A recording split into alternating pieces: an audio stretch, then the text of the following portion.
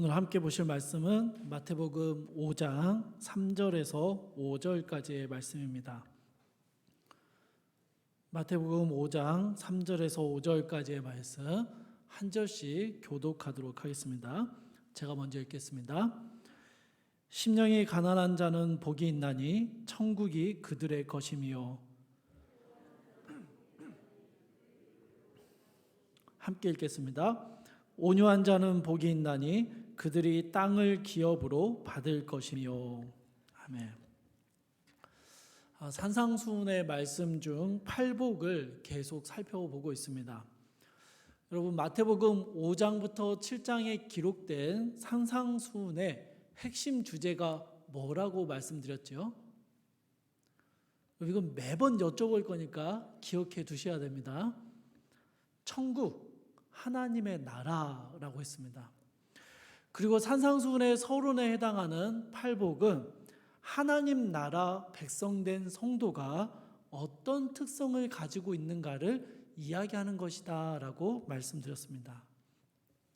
오늘 우리가 살펴볼 성도의 세 번째 특성은 온유한 자입니다.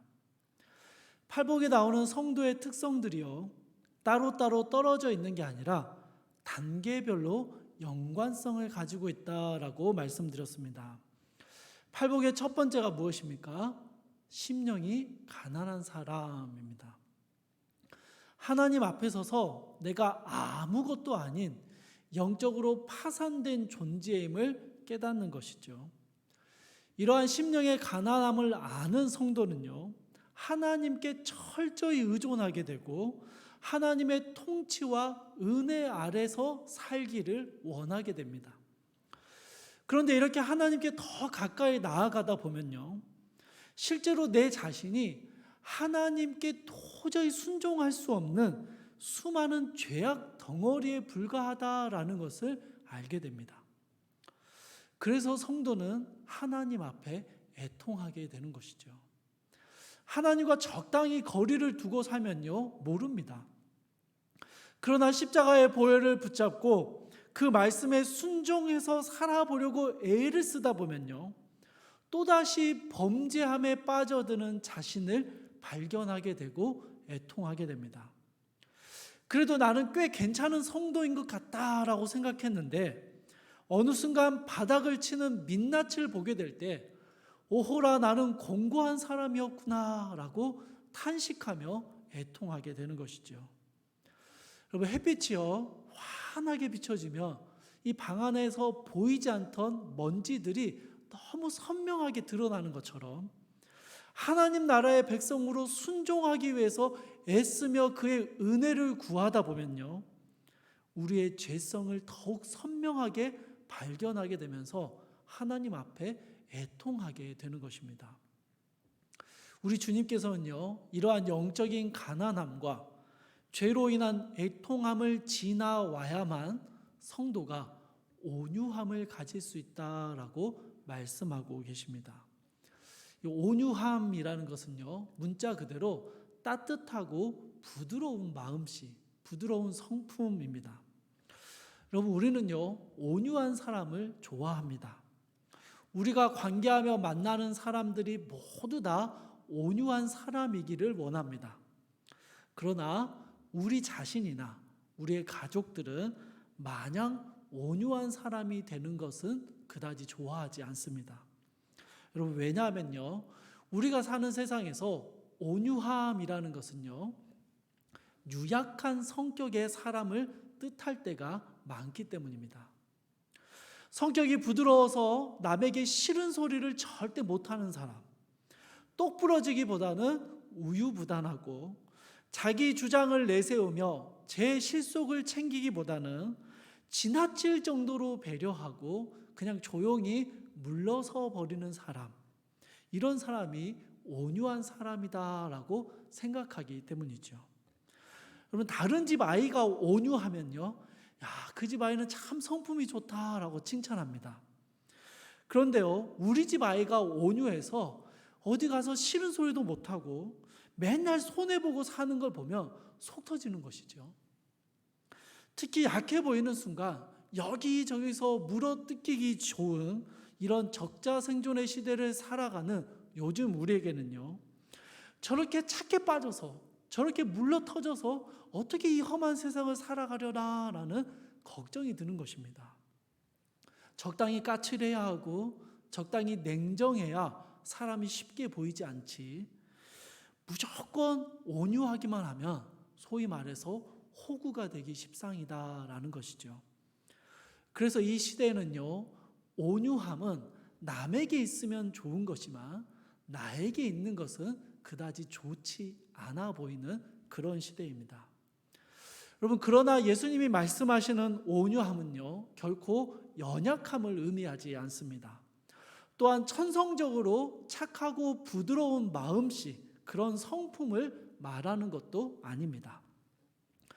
팔복에서 말씀하시는 온유함은요, 우리가 본래부터 가지고 있었던 성품을 말하는 게 아니라 성령께서 우리에게 주신 것입니다. 예수 그리스도를 믿는 성도들에게 그 안에 만들어 주시는 새로운 성품입니다. 여러분, 지난주 암송 구절에, 이번 주 암송 구절에 보면요, 성령의 9가지 열매가 나옵니다. 다 암송하고 계시죠? 네. 그 중에 8번째 열매가 무엇입니까? 온유입니다. 8번째 열매가 온유입니다. 성령님이 하나님의 영, 곧 그리스도의 영이시기 때문에 결론적으로 말하면요, 온유라는 것은 성도들 안에 나타나는, 성령으로 말미암아 나타나는 예수 그리스도의 성품이다라고 말할 수 있습니다.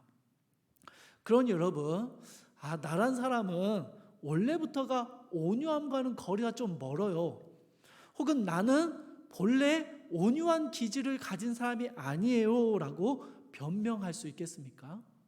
없죠, 여러분. 변명할 수 없습니다. 이 말은요, 곧 내 안에 성령님이 계시지 않습니다.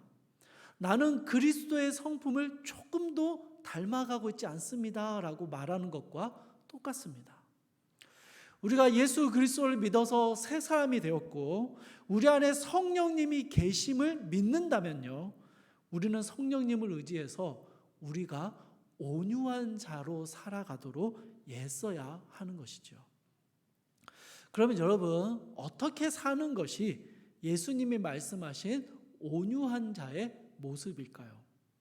우리는 이 대답을요, 성경의 여러 기록들을 통해서 함께 찾아보려고 합니다. 먼저는요, 온유함의 최고봉, 온유함의 완성이신 예수님입니다. 마태복음 11장 28절 말씀을 한번 찾아보도록 하겠습니다. 마태복음 11장 28절 말씀입니다. 찾으셨으면 함께 읽겠습니다. 11장 28절입니다. 시작. 수고하고 무거운 짐진 자들아, 다 내게로 오라.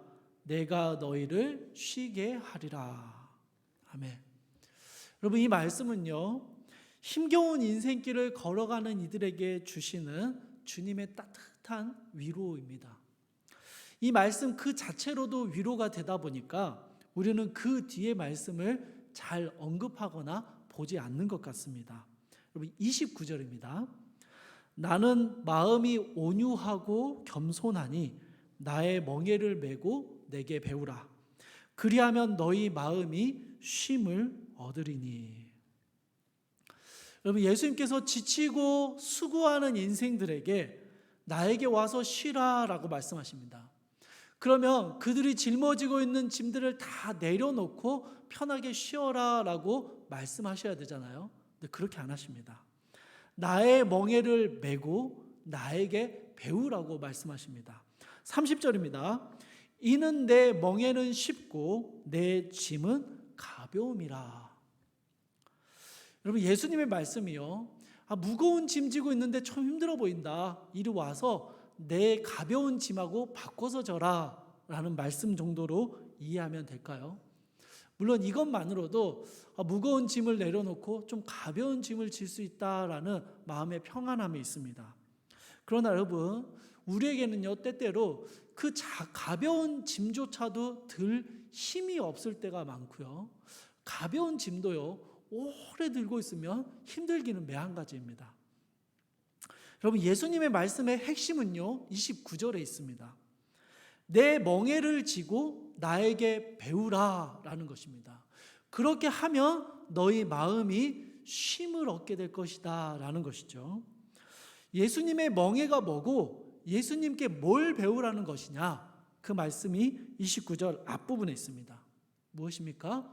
예수님의 온유함과 겸손함입니다.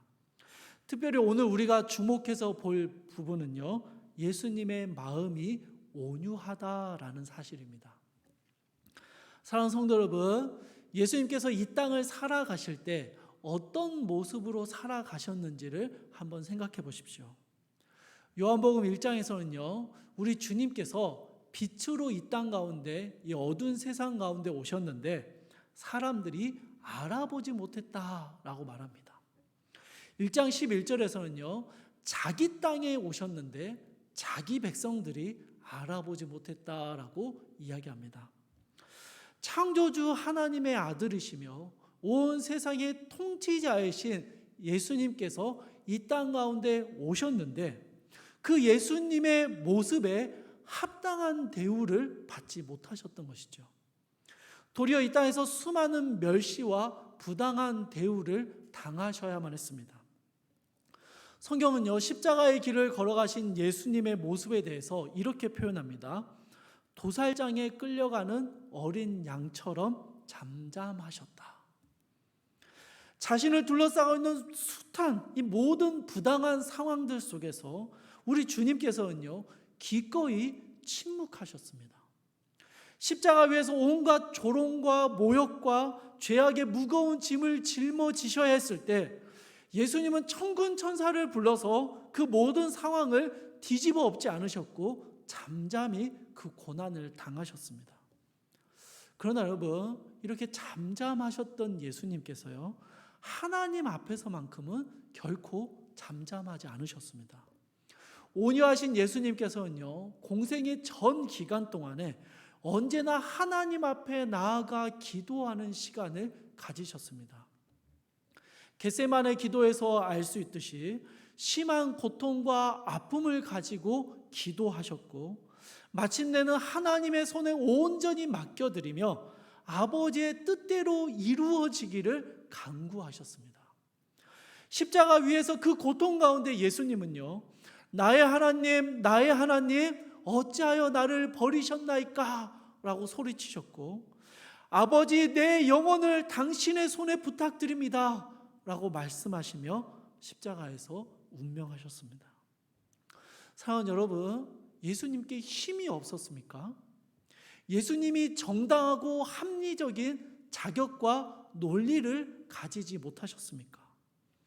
당시 종교 지도자들을요, 꿀벙어리로 만들어 버리실 정도로 예수님의 지혜와 말씀은 권위가 있었습니다. 예수님은요, 물리적인 법칙의 한계를 뛰어넘어서 놀라운 기적을 행하셨던 분이셨습니다. 능히 하늘의 군대를 동원하실 수 있는 그런 분이셨죠. 그럼에도 예수님은요, 기도의 자리에서 오직 하나님께 모든 것을 맡기셨습니다.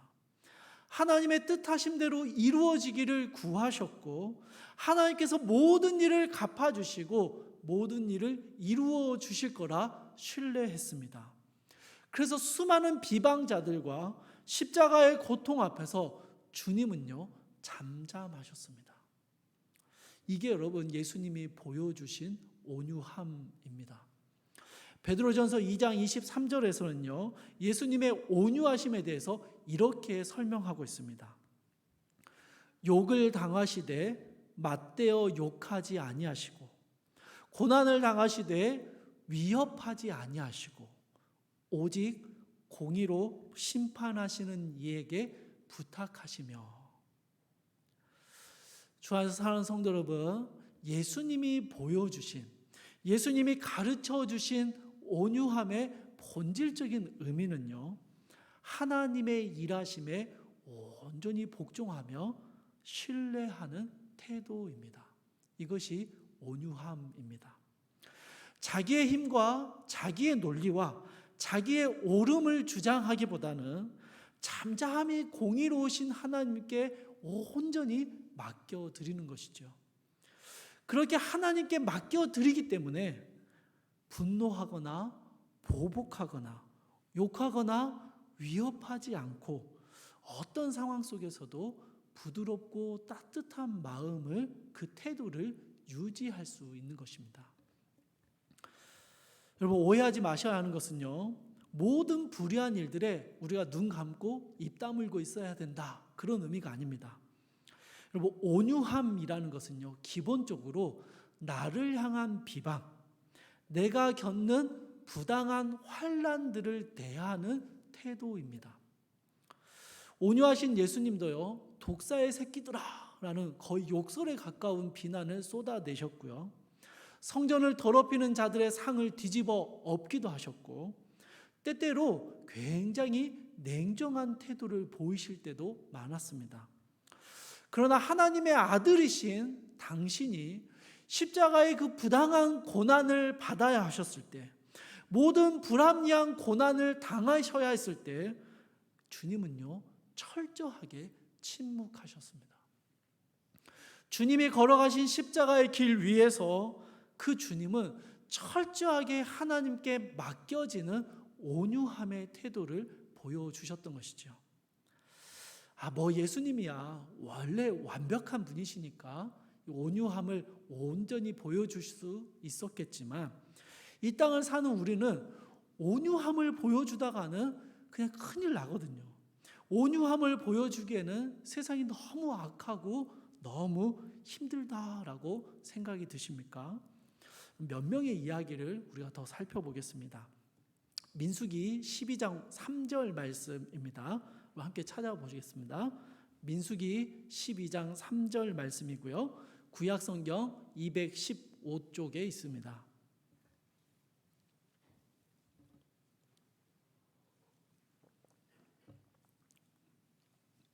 민수기 12장 3절 말씀입니다.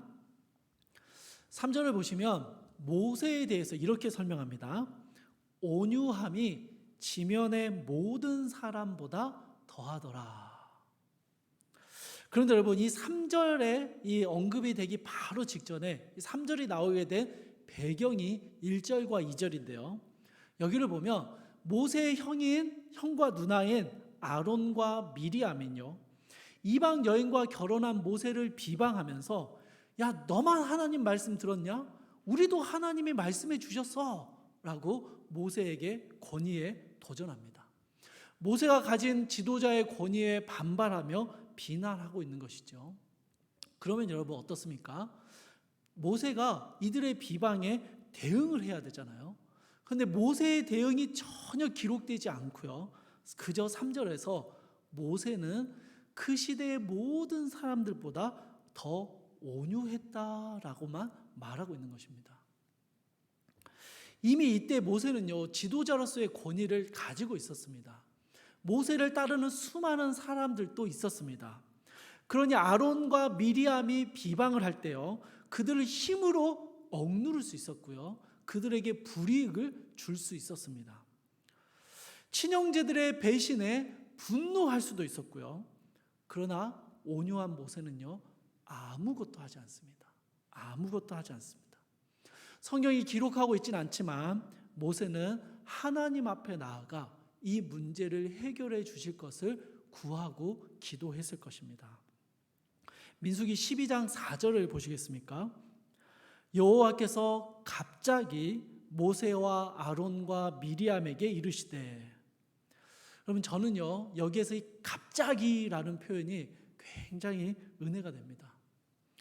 분명한 인과관계나 자연스러운 흐름 속에서 하나님이 나타나신 게 아닙니다.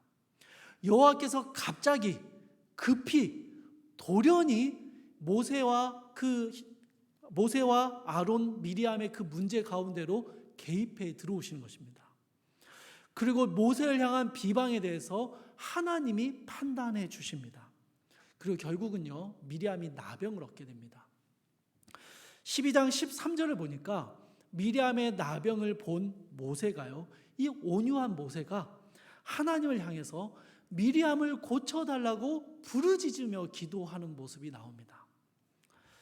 여러분, 미리암이 나병에 걸린 모습을 보면서요, 모세 안에 이 형제들, 가장 가까운 친족들에게 배신당한 그 배신의 상처가 있었던 것도 아니고요, 하나님이 갚아주셨구나라는 통쾌함이 있었던 것도 아니었습니다. 그저 하나님의 일하심을 잠잠히 기다렸던 모세는요, 그로 인하여 고통받는 미리암을 보며 온유한 마음으로 하나님의 긍휼을 구하고 있었던 것이죠. 여러분, 이게요, 모세가 보여준 온유한 자의 모델입니다. 한 사람의 이야기를 더 나누겠습니다. 다윗입니다. 여러분, 다윗은요, 왕으로 기름 부음을 받았음에도 불구하고 질투에 눈이 먼 사울에게서 죽음의 위협을 받아야 했고 도망자의 삶을 살아야 했습니다. 사울이 창을 던져 그 창을 피했을 때 다윗은요, 그 창을 집어들어서 다시 던질 수 있었지만 어떻게 했습니까? 잠든 사울을 눈앞에 두고 측근들이 이것은 하나님께서 사울을 죽이라고 주신 기회입니다 라고 말할 때 여러분, 다윗이 어떻게 했습니까? 하나님께 맡겨드리고 피하고 보복하지 않았습니다. 나단 선지자가요, 밧세바를 취한 다윗의 죄악을 지적했을 때 다윗이요, 힘을 가진 다윗이 나단의 입을 봉해 버릴 수 있었는데요, 그렇게 하지 않습니다. 하나님의 징계 앞에 온전히 순종합니다.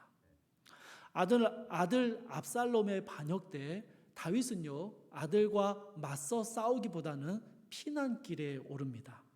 그렇게 피신을 가던 다윗이요, 시므이라는 사람이 쫓아오면서 돌을 던지고 막 저주를 퍼붓습니다. 여러분, 이 저주의 말이 얼마나 듣기 싫었던지 다윗과 함께했던 용사 중에 한 명이 시므이를 향해서 죽은 개라고 욕하면서 그를 죽이려고 합니다. 그러자 여러분, 다윗이요, 그 신하를 막으면서 이렇게 이야기합니다. 다윗이 아비새와 모든 신하들에게 이르되 내 몸에서 난 아들도 내 생명을 해하려 하거든 하물며 이 베냐민 사람이야.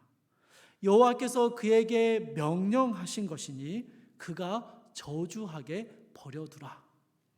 혹시 여호와께서 나의 원통함을 감찰하시리니 오늘 그 저주 때문에 여호와께서 선으로 내게 갚아주시리라.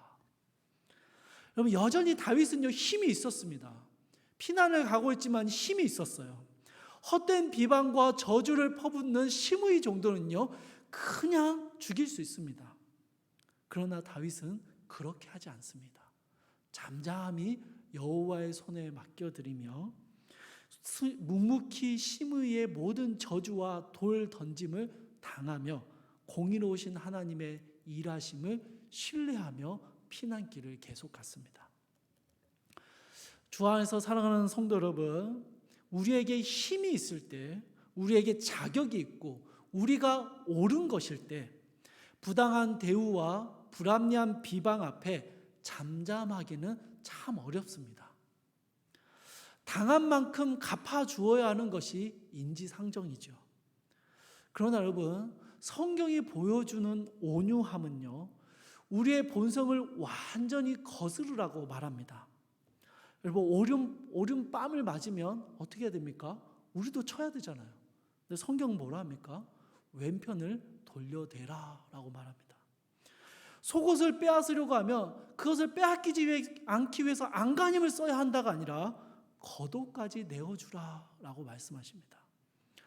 근거 없는 비방과 잘못된 억압에 분노하고 보복하지 말고 공의로우신 하나님께 온전히 맡겨드리고 너희는 계속해서 부드럽고 따뜻한 마음의 태도를 견지해야 한다라고 말씀하시는 것이죠.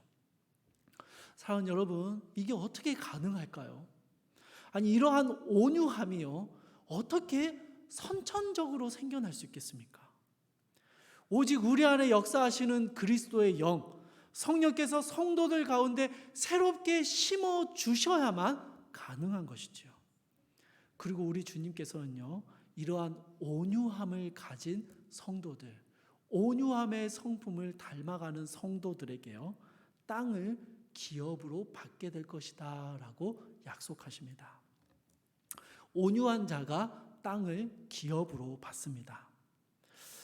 여러분, 혹시 여기 계신 성도님 중에 손은 드시지 마시고요, 내 명의의 토지를 가지고 계신 분이 계십니까? 그런 분들이 온유한 사람이다, 이렇게 해석하면 될까요? 땅을 기업으로 받는다, 땅을 소유하게 된다라는 말씀이요, 그럼 이 말씀이 도대체 어떤 의미인지 이 말씀을 해설할 수 있는 아주 좋은 성경 본문이 하나 있습니다. 시편 37편 말씀입니다. 구약성경 828페이지에 있고요, 시편 37편 말씀을 함께 찾아보겠습니다.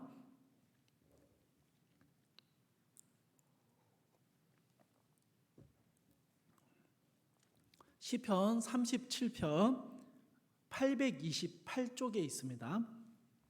37편 1절 말씀 함께 읽도록 하겠습니다. 시작.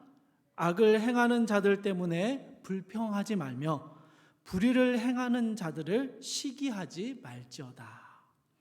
세상의 악과 불합리함, 불의함을 모른 채 해라, 그런 말씀이 아닙니다.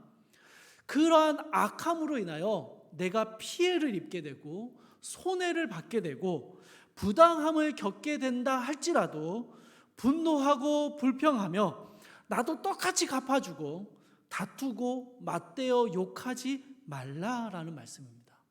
그러면 어떻게 해야 합니까? 3절입니다. 여호와를 의뢰하고 선을 행하라, 온유하라 라는 말씀입니다.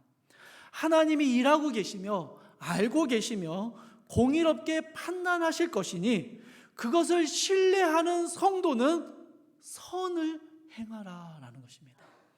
악함을 만나게 될 때 그 악함을 우리는 선함으로 대해주라 라는 것입니다.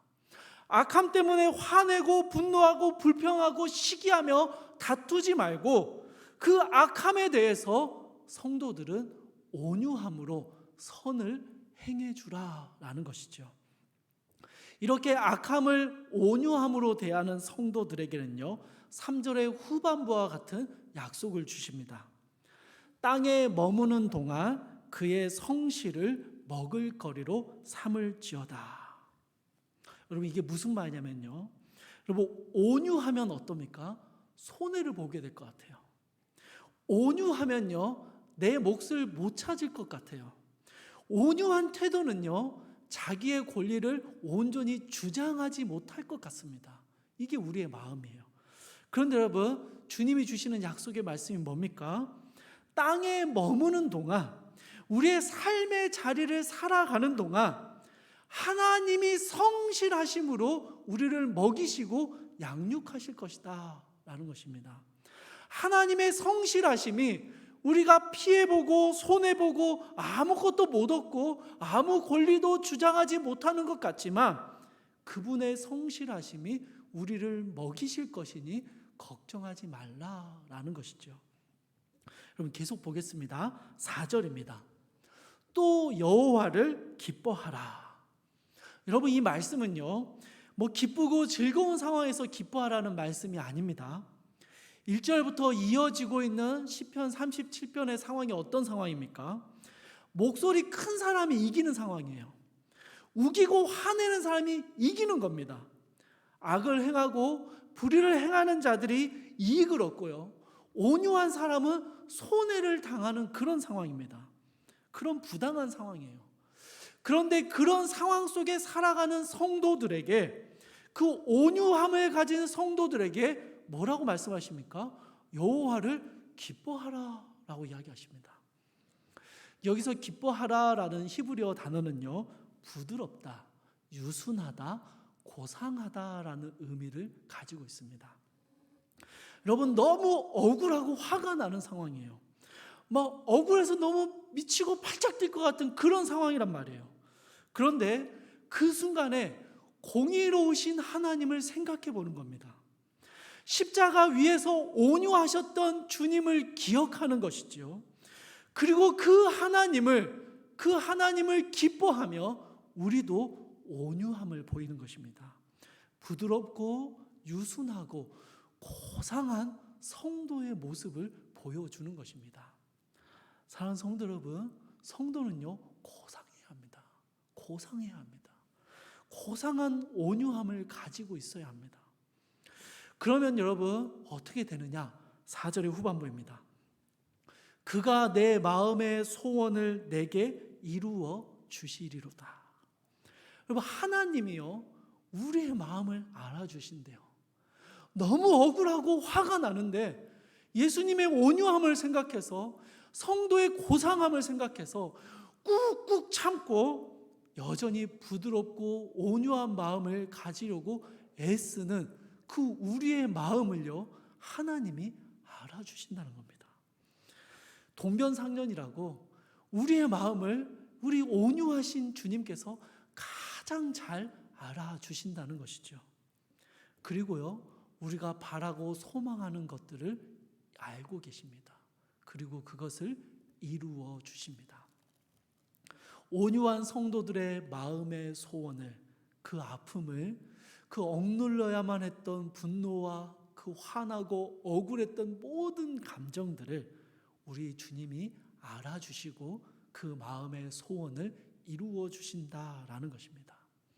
또 5절입니다. 내 길을 여호와께 맡기라. 여러분, 예수님이 말씀하신 온유함의 본질이 뭐라고 했습니까? 하나님의 일하심에 온전히 복종하며 신뢰하는 태도입니다. 여러분, 여기에서 부드럽고 따뜻한 마음이 나온다라고 말씀드렸죠. 내 길을 여호와께 맡기라. 무슨 말입니까? 온유함 그 자체입니다. 하나님께 그냥 다 맡겨드리고 하나님께 온전히 맡기고 신뢰할 때 우리의 마음이 부드럽고 따뜻해질 수 있다는 것이죠. 그렇게 온유함을, 하나님께 온전히 맡겨지는 온유함의 태도를 가지게 되면 어떻게 됩니까? 5절의 후반부입니다. 그를 의지하면 그가 이루시고, 6절입니다. 내 의를 빛같이 나타내시며 내 공의를 정오의 빛같이 하시리로다. 여러분, 세상은요 자신의 의로움을 스스로 나타내라고 말합니다. 싸우고 투쟁해서 내가 옳다는 것을 증명하라고 말해요. 그러나 하나님 나라의 방식은 전혀 다릅니다. 여호와께 맡겨드리고 너는 그저 부드럽고 따뜻하게 진리대로 행하라 라고 말씀하십니다. 그러면요 하나님께서 우리의 의로움과 옳음을 밝히 드러내 주실 것입니다. 하나님께서요 우리의 옳음과 의로움을 정오의 빛같이 모두가 볼 수 있도록 들어 올리시겠다라고 말씀하시는 것입니다. 여러분, 내가 옳을 때요, 내가 맞을 때 내가 하려고 하면요 감정이 상하게 되고요, 핏대가 세워지게 되고 목소리가 커지게 됩니다. 내가 옳은데, 내가 맞는데 왜 내 말을 안 듣냐? 라고 소리가 올라가게 돼요. 여러분, 그렇게 해서 이기잖아요. 이겨도요 승리뿐인 상처입니다. 상처뿐인 승리입니다. 모두가 마음이 상합니다. 모두가 마음이 상하고 다퉜던 사람과는 원수가 됩니다. 그러나 하나님께 맡겨드리고 우리는 단지 온유함을 견지해 나가게 되면요 우리 하나님께서 이루신대요. 승자도 패자도 모두 하나님의 은혜를 경험하고 하나님의 빛을 경험하게 되는 것입니다. 마지막입니다. 7절과 8절입니다. 여호와 앞에 잠잠하고 참고 기다리라. 자기 길이 형통하며 악한 꾀를 이루는 자 때문에 불평하지 말지어다. 분을 그치고 노를 버리며 불평하지 말라. 오히려 악을 만들 뿐이라. 그럼 이게 바로 예수님이 보여주신 온유함입니다. 여호와 앞에라는 말은요, 다른 말하며 하나님을, 여호와를 의지하며입니다. 공의로우신 하나님을 의지하며 그분을 신뢰하며 잠잠하게 참고 기다리라라는 것입니다. 노를 버리고 불평하지 말고 분노하지 말고 온유함을 견지하라라는 것이죠. 그러면 온유한 자들에게 어떤 복을 주실까요? 9절입니다. 진실로 악을 행하는 자들은 끊어질 것이나 여호와를 소망하는 자들은 땅을 차지하리로다. 11절도 읽어보겠습니다. 그러나 온유한 자들은 땅을 차지하며 풍성한 화평으로 즐거워하리로다. 아멘. 여호와를 소망하는 자들, 여호와를 의뢰하고 하나님께 모든 걸 맡겨드리고 하나님을 기뻐하는 자들은, 온유한 자들은요, 어떤 복을 얻게 된다라고 말합니까? 땅을 차지하게 되는 것입니다. 땅을 기업으로 얻게 되는 것이죠. 여러분, 땅이라고 표현된 이 말은요, 하나님의 모든 소유물들을 의미합니다. 대표하는 것입니다. 보이는 것들과 보이지 않는 모든 것들이 다 우리 주님의 것입니다. 하나님은 이 땅의 모든 것들을 통치하시고 다스리시는 분이시지요. 그러니 여러분, 땅은요, 하나님의 소유권, 하나님의 통치하시는 하나님의 소유물들을 의미합니다.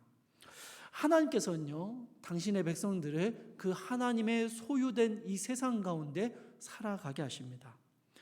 이 백성들이 살아가는 삶의 모든 자리들이요, 곧 하나님의 소유입니다. 그런데 여러분, 하나님께서 온유한 성도들에게 그 땅을 기업으로 주신다라고 하십니다. 기업으로 주다라는 이 표현은요, 상속을 받다라는 의미입니다. 여러분, 상속은요, 내 힘으로 쟁취하는 것입니까? 내 힘으로 얻어내는 것 아니죠. 요즘은 상속 재산을 가지고 법정에서 막 피 터지게 싸워서 조금이라도 더 얻어내고 쟁취하다 보니까 상속은 그렇게 싸워서 얻는 거, 그렇게 느껴지는 것 같습니다. 그러나 여러분, 상속은 본래요, 상속을 주는 사람 마음대로입니다. 상속 주는 사람 마음이에요. 하나님께서요, 온유한 성도들에게 이 땅을 기업으로 주시는데요, 온유하기 위해서 애쓰며 살아가는 성도들의 모든 삶의 자리를 하나님이 그들에게 소유로 상속해 주신다라는 것입니다. 온유한 성도들의 삶의 자리에서 성실하게 먹여주시고요, 온유한 성도들의 그 마음을 아시고 그 마음의 소원을 이루어 주십니다. 온유한 성도들이 가진 의로움과 옳음을 밝히 드러내 주실 것입니다.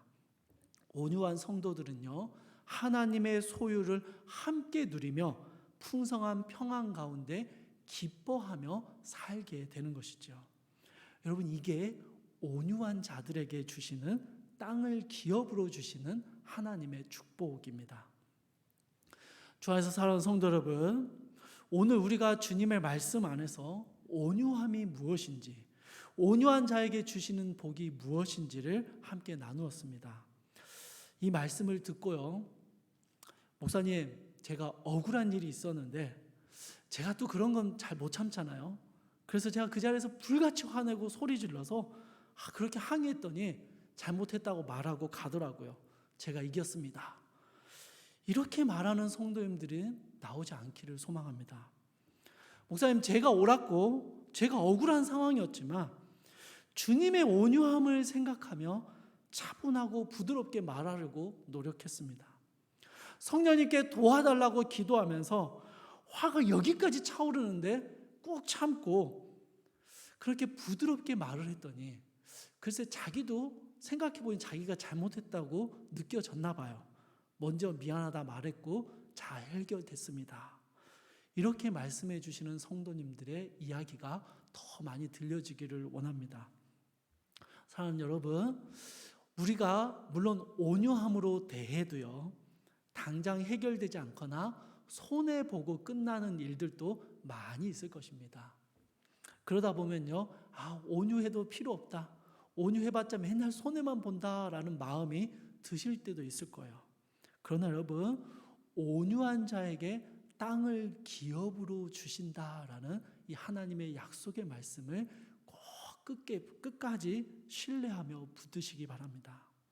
어떤 상황 속에서도 분노하며 다투며 보복하기보다는 예수님과 같은 부드러움과 따뜻한 마음을 그 태도를 유지할 때 공의로우신 하나님 앞에 나아가 그분께 온전히 맡겨드리고 그분을 의지할 때 이 땅에서 우리를 성실히 먹이시며 우리의 마음을 알아주시고 우리의 소원을 이루어 주시고 우리에게 풍성한 은혜를 내어주시는 하나님의 축복을 경험하게 되실 것입니다.